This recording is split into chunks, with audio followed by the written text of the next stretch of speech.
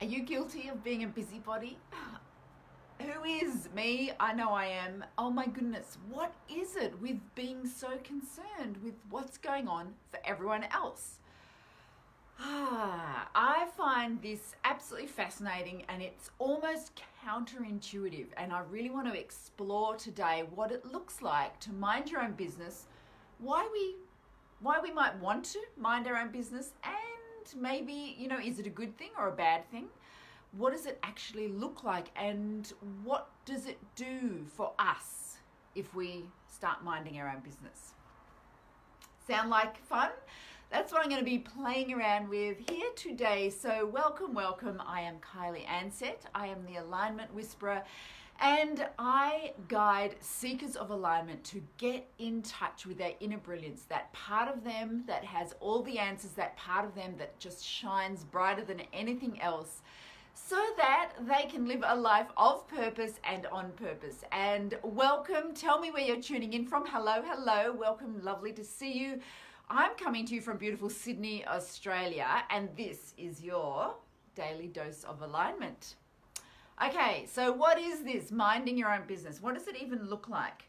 I find it fascinating that we get very busy minding other people's business. So this is how I see it.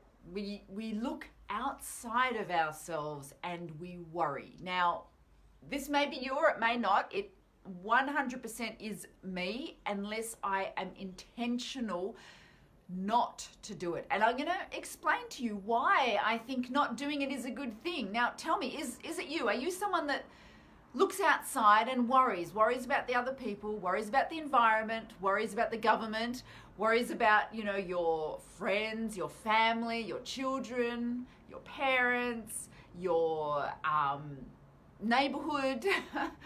Like, are you someone that is concerned about what's going on for other people?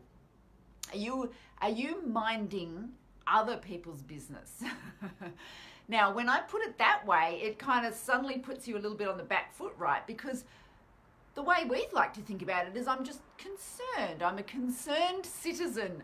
I'm someone who is caring. It's how I show my care for my family, by worrying about them, by needing to know their business and, telling them how to do it better or whatever. Like, this is how we are indoctrinated and trained, and we truly believe that we're showing up for someone in a caring way when we mind their business. But I'm going to challenge you on that. And it's something I have been playing around with for a while. And it's amazing, okay? It is quite transformative, and it shifts everything. It shifts the entire landscape of your life when you totally embrace this. But it doesn't come naturally. You've got to be really intentional about it. You've got to understand all the dynamics and where you're coming from. You've got to be totally present and aware in every moment to kind of be able to play this out. So don't worry, I'm going to explain, but I'd love to hear, like, are you someone who is a bit of a worrier or a carer, or, are you busy minding other people's business? Are you busy worrying about the environment? Are you busy worrying about what's going on in the world?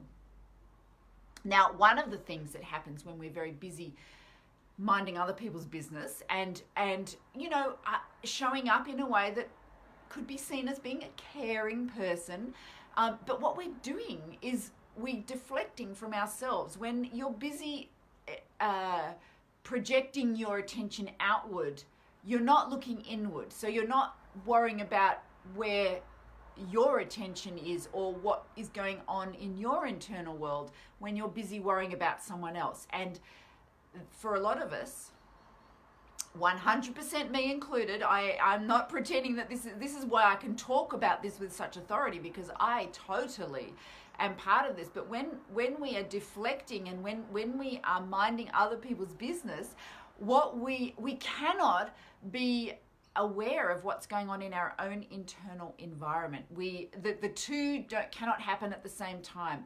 And it's a very comfortable place to be for most of us because what's going on in our own internal environment might be boring or might not be very pleasant. It's a lot of the reason why people don't like meditation, because it's like, this is boring. Like, I need some stimulation. Whatever's going on in here is like just, or maybe it's not very nice. Like, sometimes we see aspects of ourselves that we're like, oh, is that really? Is that really what's going on in there? Like, you can't hide from yourself. Except that you can hide from yourself by minding other people's business. And so that's why it feels so comfortable to do that. It feels so, it feels better than minding our own business, because when we're minding other people's business, we kind of by default put ourselves in the position of kind of knowing better and having the answer when they don't. And when you're just minding your own business, you've only got your own answer. Like, there's only you and you. So if things aren't sort of going in smooth alignment, then it really doesn't, you've got no excuse. You've got nowhere to deflect from. So that is why it feels much more comfortable to mind other people's business. Not only that, we have linked in our deepest cellular DNA level, we have linked minding other people's business with being a caring person. Now, it's like the classic mother. Let's say, if you're a mother who worries equals a mother who cares.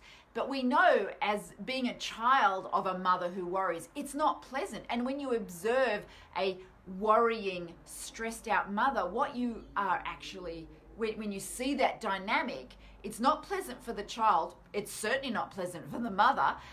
The mother is kind of deflecting that, this is how I show my love. The child is feeling compressed and unacknowledged and has no autonomy. And so within that dynamic, there's nothing pleasant going on. But the person doing the worrying and minding the business of the other person has put themselves in that position of, I care. And this is how I show my care. And if I didn't mind their business and I didn't worry and I didn't stress, I wouldn't care. So we've set ourselves up into this deadlock of needing to show up in this worrying way to be a caring person, and nothing could be further from the truth. So that's why I'm saying this changes the entire landscape. This kind of rocks the ground beneath your very feet, because it is so controversial. It is so counterintuitive to how we have been showing up in our life for so long. Okay, so this is what it looks like. Okay, are you ready? Because it's kind of full on.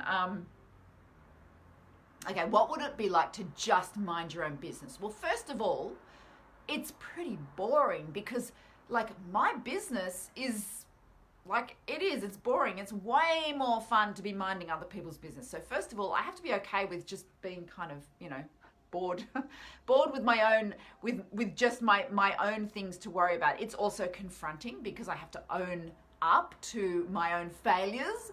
It's also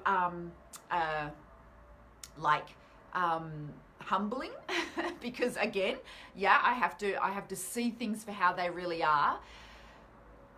But it's ultimately incredibly freeing, and what it does to the relationship that you have with others, now that is the real magic. That's where, when you change this dynamic and you stop minding other people's business and you show them the respect and the trust and the belief in them to be able to mind their own business and not have you mind it for them, what happens is that they step up.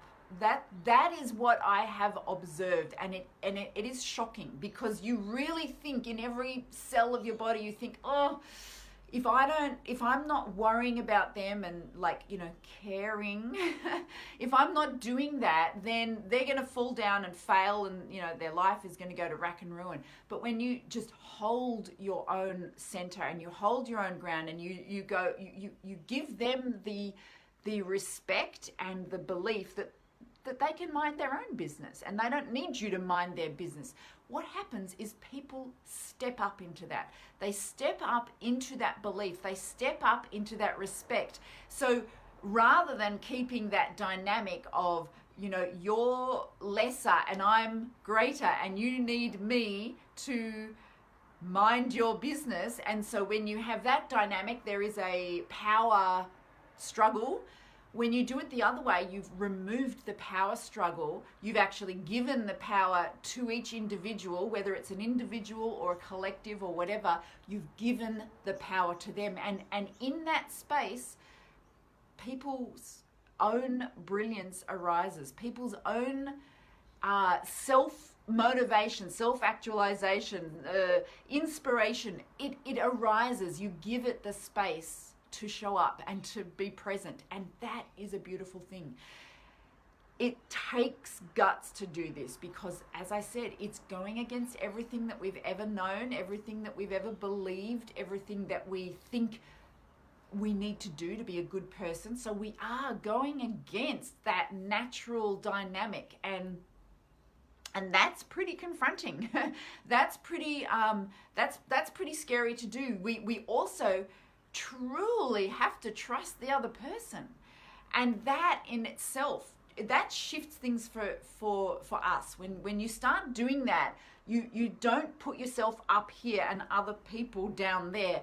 You put you both of yourself up there. You're not taking yourself down, you're just lifting them up and allowing them. And you know, they'll do things differently. They may not do things the way you would, but by trusting and allowing someone to step into their own brilliance, they will, it is a beautiful thing. It changes the dynamic. So if you are in a interaction, a relationship with anyone on this beautiful planet where you feel there is this dynamic that you've set up where you are minding their business because you care so much, try this out. Now, it's going to be a little bit confronting, but I swear to you, it will change everything, and it will be beautiful, and it will be empowering for you and for them.